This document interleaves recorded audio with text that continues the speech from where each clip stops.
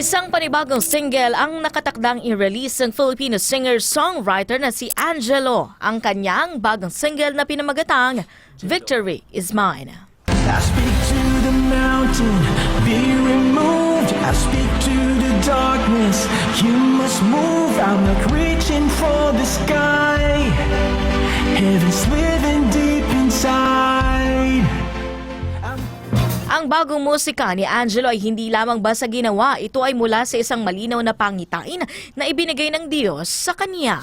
Ayon kay Angelo, ang executive producer ng kanta ay nakakita ng isang pangitain sa kanyang panaginip kung saan nakita niya si Angelo na umaawit sa isang malaki at world-class stage kasama ang maraming tao na nagpupuri sa Diyos. Dahil sa panaginip na ito, naging gabay nila upang mabuo ang Victory Is Mine.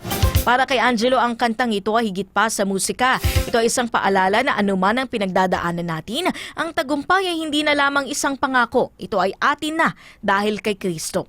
Suportahan natin ang Filipino worship music at abangan ang Victory Is Mine sa darating na May 22.